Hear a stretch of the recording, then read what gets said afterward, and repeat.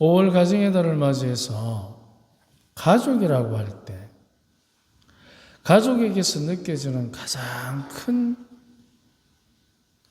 기쁨, 가족이 있어서 좋은 것, 그것은 저도 어릴 때 이렇게 생각해 보면 다름 아니라 마음으로든 육신으로든 돌아갈 곳이 있다는 것입니다. 돌아갈 곳. 어떠한 경우든 돌아갈 곳. 이 돌아갈 곳이라는 것은 다름이 아니라 내가 어떠한 조건 없이, 아무런 조건 없이 받아들여질 수 있다는 것. 그래서 세상 사람들은 때로는 나를 손가락질 하더라도 우리 가족만큼은 나를 나답게 받아들여주는 것. 여기에 가족의 힘이 있지 않겠습니까? 출세를 하고 못하고 공부를 잘하고 못하고 돈을 많이 벌고 그런 문제가 아니라 그것을 떠나서 나를 나답게 품어주는 것. 근데 우리가 나를 나답게 품어주는 것을 만나면 우리의 마음이 많은 위로를 받습니다. 그런데 나를 나답게가 아니고 그 조직에 맞게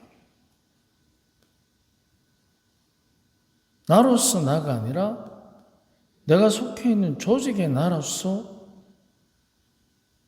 받아들여지는 것하고 엄청난 차이가 있을 겁니다. 한쪽은 사랑을 느끼고 한쪽은 이용을 느끼게 됩니다. 이용의 가치와 사랑의 위로. 이 두 가지는 굉장한 차이가 있다는 것을 우리는 잘 알고 있습니다. 그래서 조직에 속한 나로서 인정받는 것은 끊임없이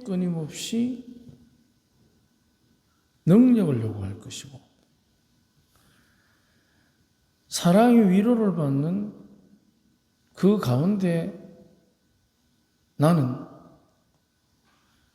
능력보다도 더 중요한 것은 다름이 아니라 서로 간에 있는 그대로의 인정입니다.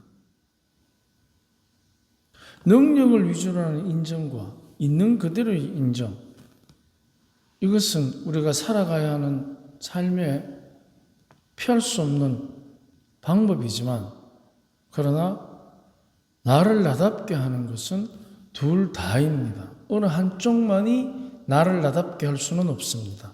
하지만 조직 안에서의 능력으로 인정받는 나를 버텨내고 그 능력을 인정받고 서로 간에 주고받기 위해서는 반드시 필요한 것이 있는 그대로의 나로서 인정받게 되는 사랑의 위로 속에 머무를 때 이 능력을 정말 키워갈 수 있고 그것도 제대로 키워가는 힘을 갖지 않겠습니까? 조직 안에서 인정받는 능력의 힘을 제대로 키워간다는 것은 내가 가지고 있는 능력을 나만을 위해서 쓰는 것이 아니라 나와 내가 속해 있는 우리가 행복하도록. 그래야만 그 능력은 많은 사람들에게 선한 영향을 미치는 힘이 됩니다. 우리는 그걸 가리켜서 지혜라고 얘기합니다. 그런데 자기만을 위해서 능력을 이용하게 될 때, 그때 우리는 그거를 지식이라고 표현할 수도 있습니다. 지혜와 지식은 다르지 않습니까? 지혜라는 것은 우리가 행복할 때, 그때 우리는 그 지혜의 혜택을 선한 영향력으로 느끼게 됩니다. 하지만 자기만이 아는 지식으로 자기만을 위해서 그 지식을 사용할 때 자칫하면 다른 사람들은 이용당하는 악한 영향을 받게 되는 것입니다. 우리 주변에서 악한 영향을 행사하는 사람과 선한 영향을 행사하는 사람, 그들을 우리는 보고 있습니다. 그리고 악하더라도 때로는 이용의 가치가 있으면 우리도 이용합니다. 그래서 악순환이 계속되는 것입니다.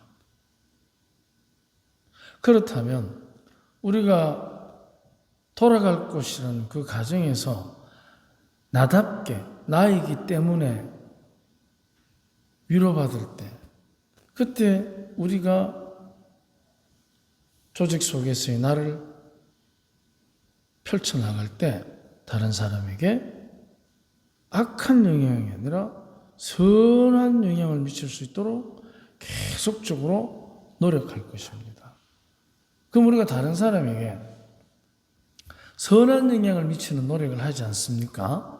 그러면은 마음이 넓어지겠습니까? 좁아지겠습니까? 넓어지겠죠. 그러면 악한 영향을 미치는 사람은 점점 더 자기 위주로 가게 됩니다.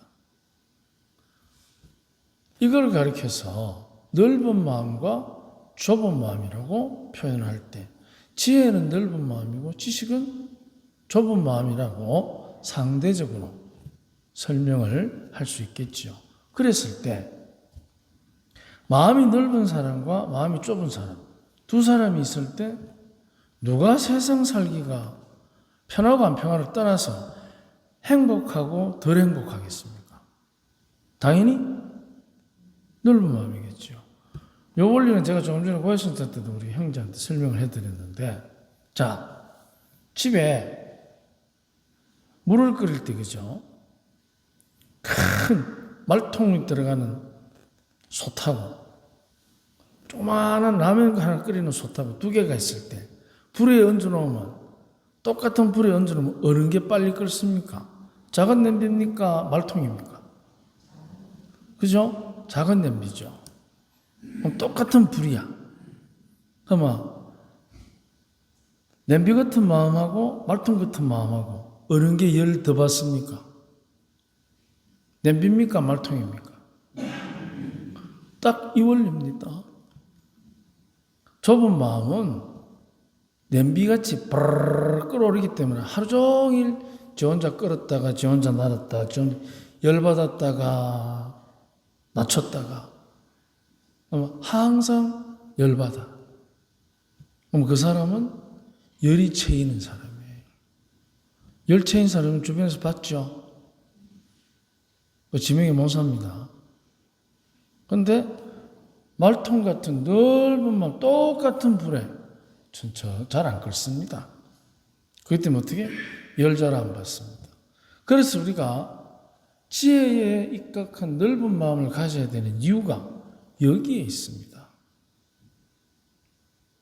뭐 훌륭한 사람, 잘 나가는 사람, 좋은 사람, 다 떠나서 내 스스로가 행복하냐, 불행하냐, 넓은 마음이냐, 좁은 마음이냐, 그거 안에서 우리는 굉장히 자기 스스로가 자기를 괴롭힐 것입니다. 열찬 사람, 냄비 잘 끓습니다. 누구 손입니까? 그렇죠. 그런데 넓은 마음을 가진 사람은 잘 안 끓습니다. 그렇기 때문에 자기 스스로를 애를 끓이는 게 아니고 다른 사람과 더불어서 살아갈 수 있는 삶의 여유가 충만한 사람이 됩니다. 주님께서는 우리에게 오늘 복음에도 분명히 말씀하셨습니다. 뭐라고 하셨느냐? 요한복음에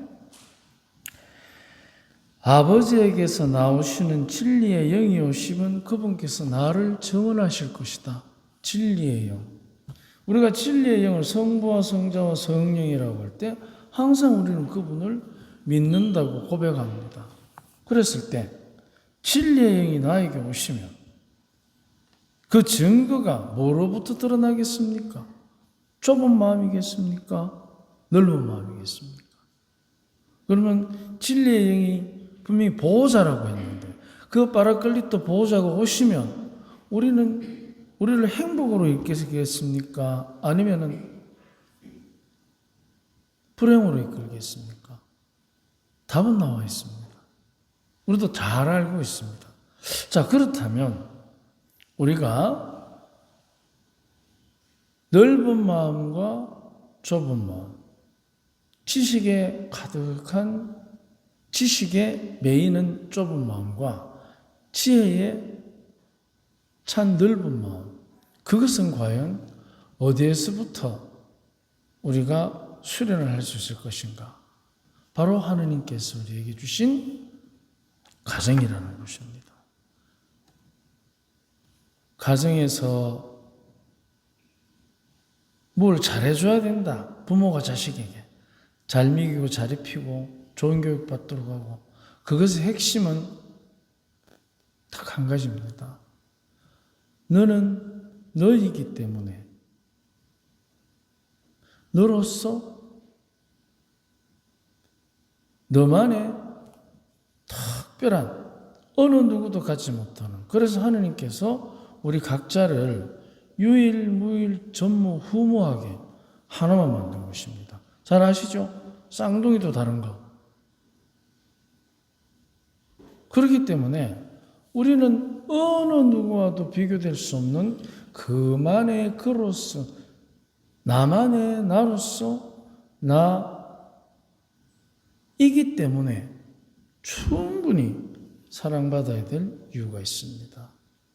그리고 세상 그 무엇과도 비교될 수 없는 나만의 삶의 궤적이 있고 나만의 할 수 있는 역할이 있는 것입니다. 그것은 하나님께서 우리에게 주셨습니다. 어디를 통해서? 가정을 통해서. 죽었어도 내가 아니면 안 되는 역할. 부모. 어머니가 바뀝니까? 돌아가신다고. 큰 형이 죽는다고 동생 됩니까? 아니지 않습니까? 그래서 하나님께서는 내가 죽었어도 내가 아니면 안 되는 역할을 통해서 내가 나이기 때문에 나만으로서 충분히 사랑받고 인정받으면서 나만의 역할을 통해서 행복할 수 있도록, 그래서 특히 그러는 과정에서 이제 가족 간의 갈등이나 또는 여러 가지를 겪으면서 점점 더 넓은 마음의 지혜를 가득 자기 인생을 채워가면서 살아가지 않겠습니까?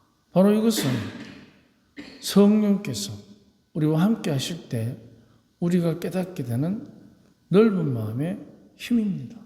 그리고 축복입니다. 가정의 달 우리가 시작하면서 이제 내일 모레 어버이 날입니다. 우리가 자식은 그런 말을 하지요. 부모의 부모가 될 때만 자식은 부모의 공로를 다 갚는다 하지 않습니까? 자식이 어떻게 부모의 부모가 되겠습니까? 그만큼 넓은 마음을 가지고 비교하지 말고, 옆집 아저씨하고 우리 아버지하고 앞만 비교해봐야 옆집 아저씨가 잘나비입니다. 그렇듯이 어느 누구도 비교받을 수 없는 그만의 사랑받을 가치가 있다는 것.